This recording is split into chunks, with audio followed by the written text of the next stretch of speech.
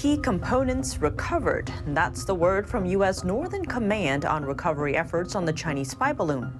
A senior State Department official noting the craft had multiple antennas mounted on it and was clearly meant for intelligence gathering and surveillance. The FBI now combing through the pieces. China still maintaining it was a weather balloon that flew off course, while questions swirl over the origin and purpose of the 3 other objects also shot down in the past week.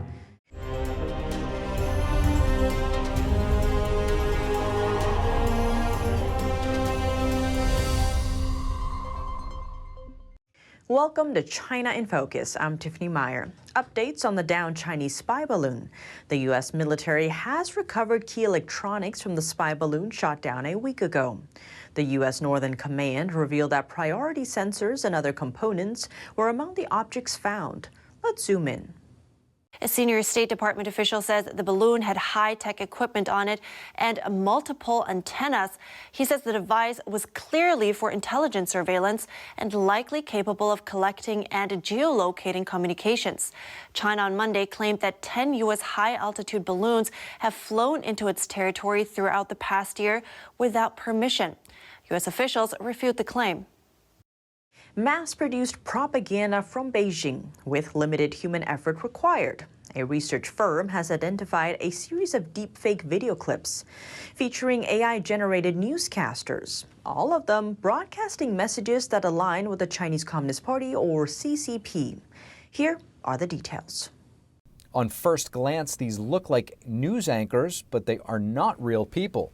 They're deepfake avatars made with artificial intelligence. It's unclear who is behind this, but last year pro-CCP bot accounts sent them out over Twitter and Facebook. But this is the first time we've seen footage of an entirely fictitious fake person used in a politically motivated influence operation. This particular set of videos was promoted by an operation that we call Spamouflage, which we've been tracking since at least 2019, and routinely amplifies narratives that align with Beijing's strategic interests. The research from Graphica issued a report on this broader campaign. It says in part, quote, more videos portrayed the U.S. in a negative light than focused on any other theme. These fake news anchors were made with technology from British AI company Synthesia. This technology is spreading rapidly around the world. China's state media has even created a whole team of AI news anchors. The proliferation of deepfake videos makes it dramatically harder to combat disinformation.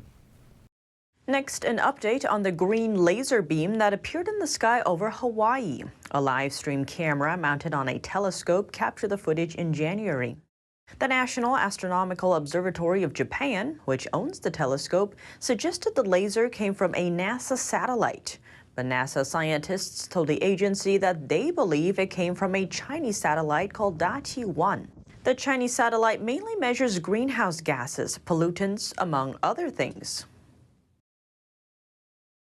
Washington's relationships with Asian allies are strengthening. Diplomats from the U.S., Japan, and South Korea met in Washington on Monday.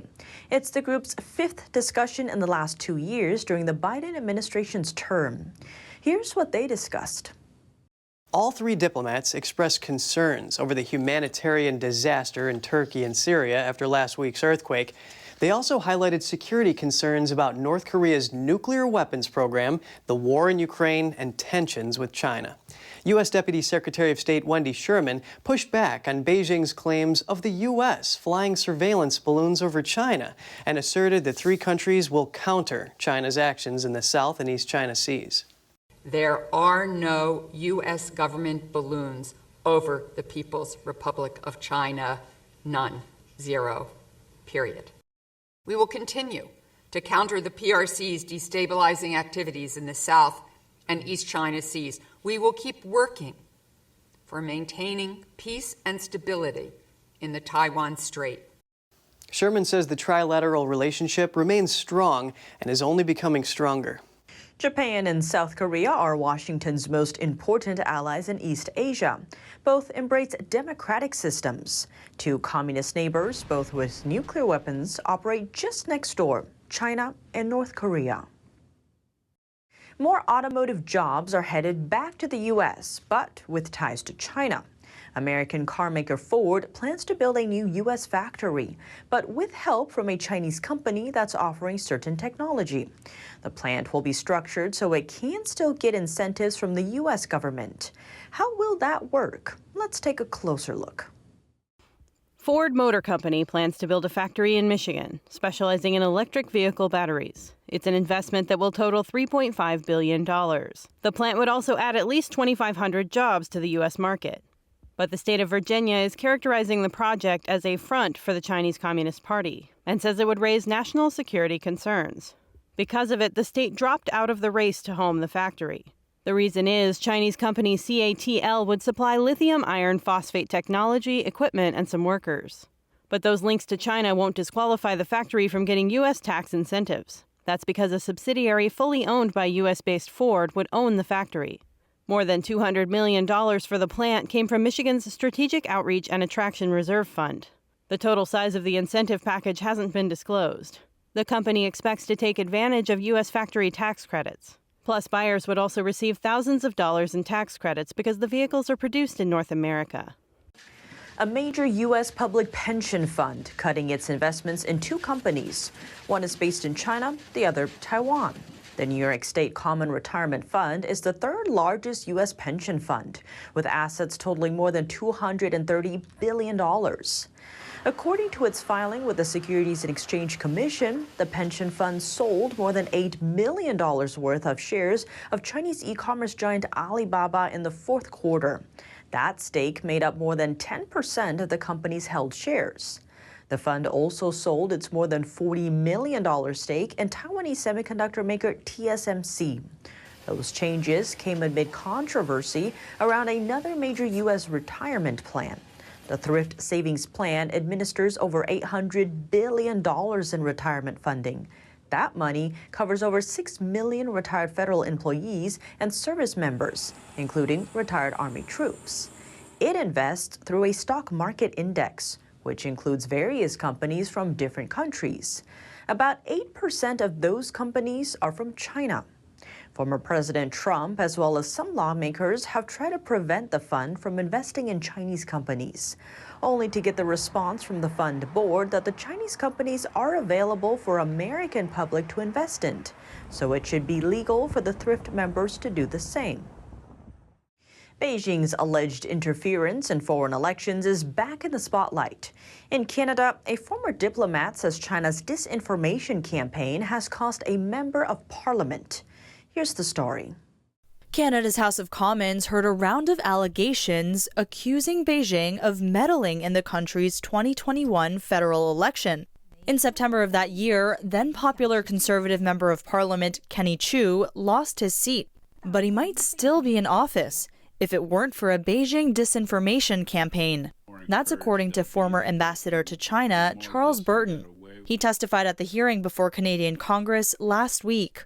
I think what happened in the case of Mr. Chu was that on the same day as there was a poll that came out that showed that the Conservatives might achieve a minority government, then this massive campaign of disinformation on multiple Chinese language websites directed at people in Canada appeared.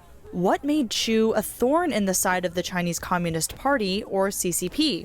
In a bill in April, the politician called for the resignation of those who lobby for foreign governments.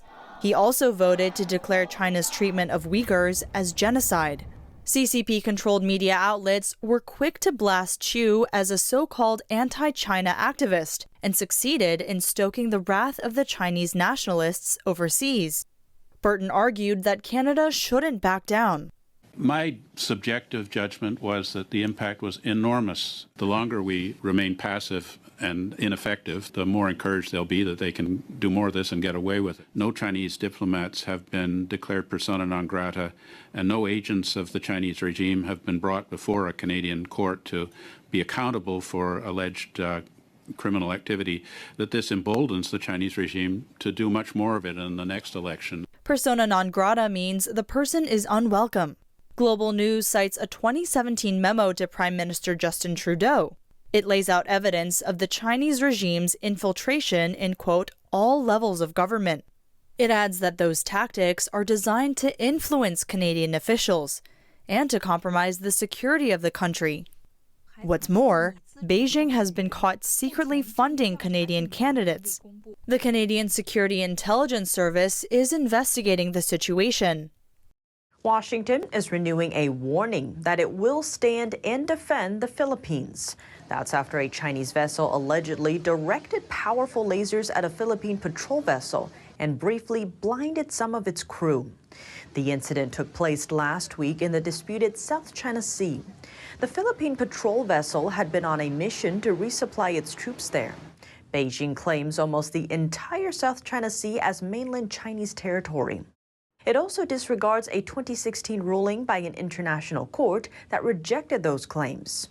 On Tuesday, Philippine President Ferdinand Marcos Jr. summoned the country's Chinese ambassador to Manila over the laser incident. The Philippines also sent a diplomatic protest to the Chinese embassy. In 2022 alone, the Philippines filed nearly 200 diplomatic protests against China.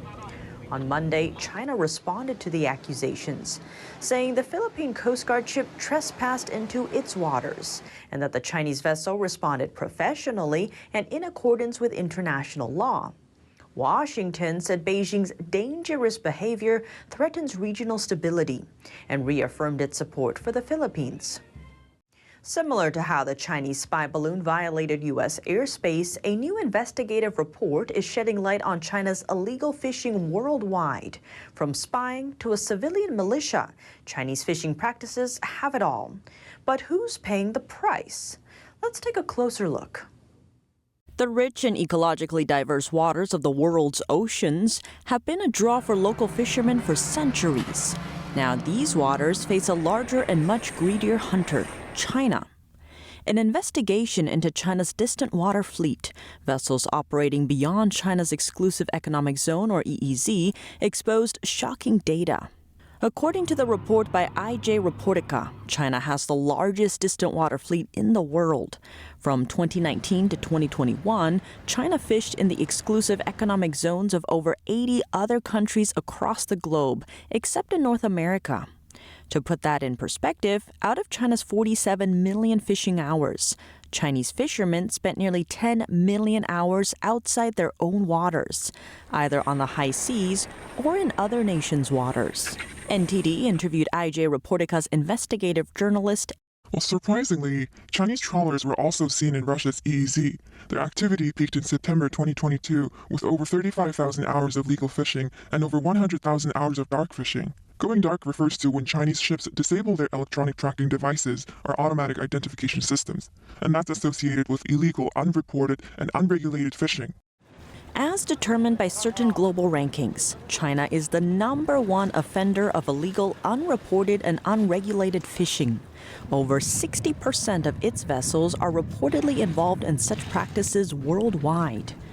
As a result, the most prominent fishing regions in the west of Africa are getting depleted due to extensive fishing, and locals now protesting against China over livelihood and environmental damages. From countries like Senegal, Ghana, Togo, and Pakistan. Despite the ecological and environmental damages there, global alarms have been raised about harm beyond fisheries, the violation of maritime sovereignty. In the Indian Ocean region, besides illegal fishing, Chinese ship activities include intelligence gathering, espionage, information surveys, and space tracking. IJ Reportica found China's distant water fleet also serves as a maritime militia, meaning Chinese fishermen are given basic military training. Then the armed fishing boats are used to harass vessels from other countries and assert China's sovereignty claims over disputed waters, such as the Senkaku Islands near Japan. Near some East African countries, China's military also escorts Chinese fishing ships around the choke point of the Horn of Africa. It does so in the name of curbing piracy activities from its military base in Djibouti. The heart of illegal fishing is the Chinese goal of hegemony. China's increasing presence near South America can't just be economic. A parallel can be seen in the Chinese regime's cabbage strategy deployed in the South China Sea. It's a tactic used to seize control of an island by encircling that island in layers of Chinese ships, from Coast Guard vessels to fishing boats. Gradually, the ships cut the island off from outside support. Worth noting, IJ Reportica also found Chinese fishing vessels often misused Iranian flags in the Indian Ocean region to fish on an industrial scale. Given the size of China's illegal fishing, is there any legal action being taken against it? There was legal pushback, but the CCP doesn't play by international rules, and countries are at a loss under its legal system. Though Chinese fleets are often present in the waters surrounding Africa, Asia, and South America, many of these regions lack the resources to enforce stringent marine conservation standards. That makes them an easy target for illegal fishing practices. Another consequence, the entire planet may pay the price for China's illegal fishing. The pollution caused by the Chinese vessel is significant. Apart from pollution, Chinese trawling is considered an ecologically taxing fishing activity that causes a lot of damage to marine life, marine habitats, coral reefs, and seabeds, leading to ocean acidification, warmer seas, and reduced oxygen levels in the water. Longliners are China's second most used fishing vessels, but they're detrimental to the environment. Here's why. Chinese longliners kill endangered species by mistakenly catching them, and are also infamous for ghost fishing. It's the deadliest form of commercial fishing, caused when fishing gear continues to trap and kill wildlife after being lost or abandoned by ships. IJ Reportica has also discovered that the Chinese fleet generates a lot of waste, which ultimately lands in the world's oceans. For instance, around the Galapagos Islands in the Pacific Ocean, experts estimate that 30% of the garbage collected on their shores comes from Chinese fleets that fish there. That's all for today's China in Focus on YouTube. We're now sharing a shortened version of our program here after being demonetized for 2 years. Here's what to look out for in our second half. Do the ongoing balloon incidents mark a new Pearl Harbor moment for America?